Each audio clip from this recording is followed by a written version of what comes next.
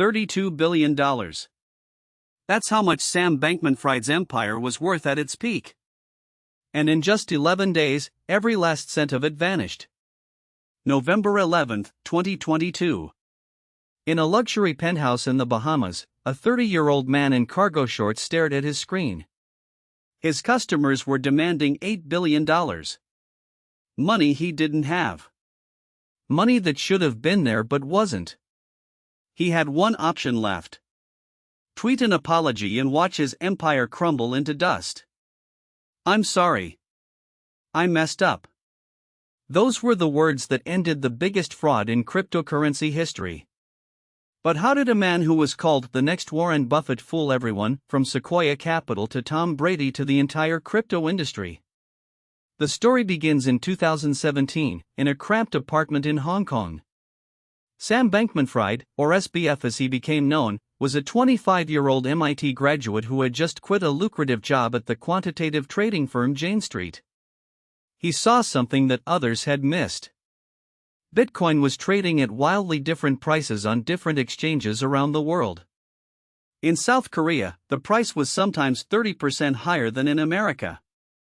In Japan, another gap. This was free money for anyone fast enough to exploit the difference.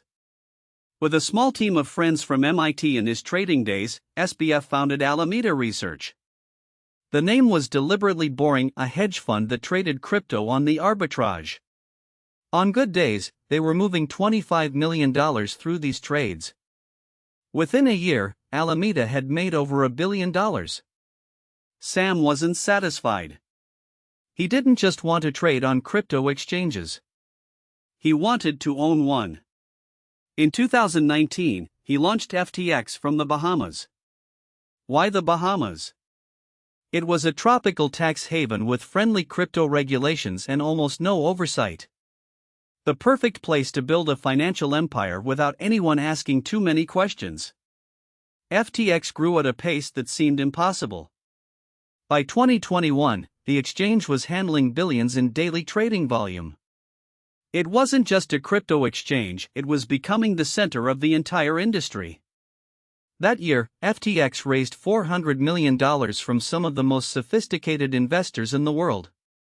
Sequoia Capital, NEA, Paradigm. They valued FTX at $32 billion, making it one of the most valuable startups on earth. Sequoia's partner wrote glowingly about meeting SBF on a Zoom call. "I don't know how I know. I just know this guy is going to be a trillionaire."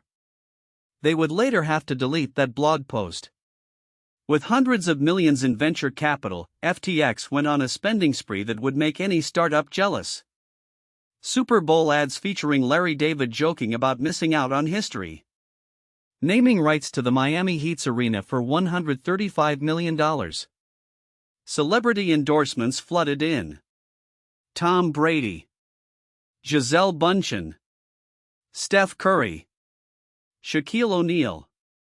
They would all later be named in lawsuits by FTX customers who lost everything. SBF himself became a media darling. He appeared on magazine covers. He testified before Congress. He met with regulators who saw him as a responsible voice in the Wild West of crypto. His net worth peaked at $26 billion. He cultivated a carefully crafted image. The messy hair. The cargo shorts. The sleeping on a beanbag at the office. He claimed to be an effective altruist who would donate most of his wealth to charity. He donated millions to political campaigns on both sides. Everyone bought the story of the idealistic young genius. Nobody asked the obvious questions. Like why a hedge fund and an exchange run by the same person needed to exist separately. Or where all the money was really going. Because behind the scenes, the situation was catastrophic. FTX and Alameda Research were supposed to be separate companies with separate finances. In reality, they shared everything. Alameda had a secret backdoor into FTX's systems that allowed it to borrow unlimited amounts of customer funds. No questions asked. When Alameda's risky trades went bad, and they often did, they didn't cover losses with their own money. They simply took it from FTX customers. Billions of dollars that people had deposited on the exchange, thinking it was safe, was being gambled away on high-risk trades. At one point, Alameda had borrowed at least $8 billion from FTX customer accounts. $8 billion. Money that was supposed to be available for customers to withdraw at any time. Instead, it was propping up a failing hedge fund. The house of cards began to fall on November 2, 2022. CoinDesk, a crypto news site, published an article that would change everything. They had obtained Alameda's balance sheet. What they found was stunning. Alameda's assets were largely made up of FTT tokens, a cryptocurrency that FTX had created out of thin air. This was like discovering that a bank's reserves were made up entirely of IOUs that the bank had written to itself. The article raised a simple question: was Alameda actually solvent? Or was it surviving on a foundation of imaginary money? Changpeng Zhao, known as CZ, the CEO of Binance, FTX's biggest rival, saw an opportunity. On November 6, he announced on Twitter that Binance would sell all of its FTT holdings. About $500 million worth. The announcement was a death sentence. It signaled that the largest crypto exchange in the world had lost confidence in FTX. And when confidence disappears in finance, everything else follows. What happened next was a classic bank run. Customers rushed to withdraw their funds from FTX. In 72 hours, they requested $6 billion in withdrawals. FTX processed the first waves, but the money quickly ran out. On November 8, FTX halted withdrawals. Customers who had trusted the exchange with their life savings were suddenly locked out. The panic turned to rage. SBF desperately searched for a bailout. In a twist of irony, he reached out to Changpeng Zhao, the same rival whose tweet had started the bank run. CZ initially agreed to consider acquiring FTX. But after looking at FTX's books for less than a day, Binance walked away. The hole was simply too big. Tens of billions of dollars were missing, and no one could explain where they went. On November 11, 2022, FTX filed for bankruptcy. It was the largest collapse in cryptocurrency history. Over 1 million creditors lost access to their funds. The new bankruptcy CEO was John Ray III, the same man who had unwound the Enron bankruptcy 2 decades earlier. After reviewing FTX's operations, he made a stunning statement. "Never in my career have I seen such a complete failure of corporate controls." Coming from the man who cleaned up Enron, that was saying something. FTX had no board of directors. No proper accounting system. Some expenses were reportedly approved by emoji in group chats. The company used QuickBooks, accounting software meant for small businesses, to manage billions of dollars. The money trail revealed even more troubling details.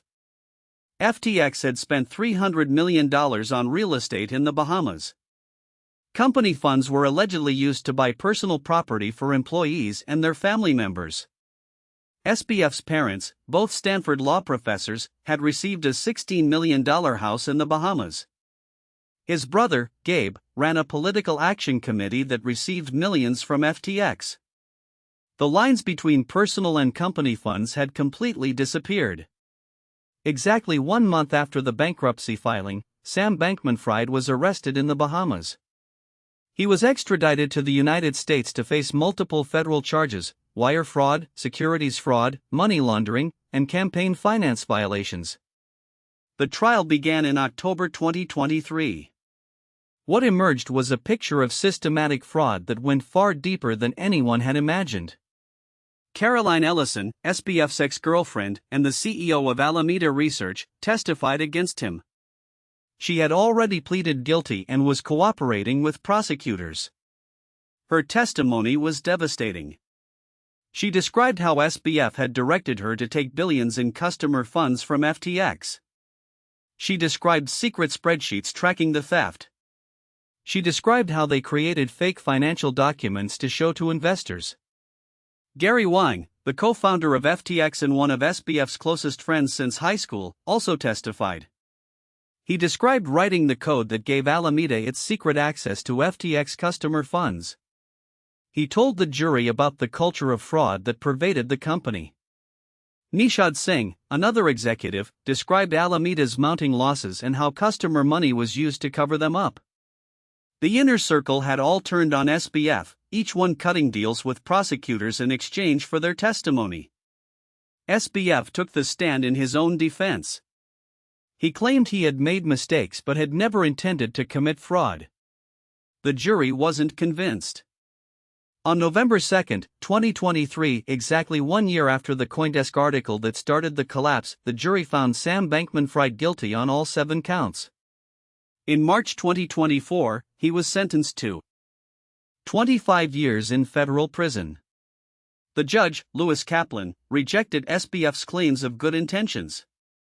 He said the evidence showed a very substantial risk of recidivism and noted SBF's apparent lack of any remorse.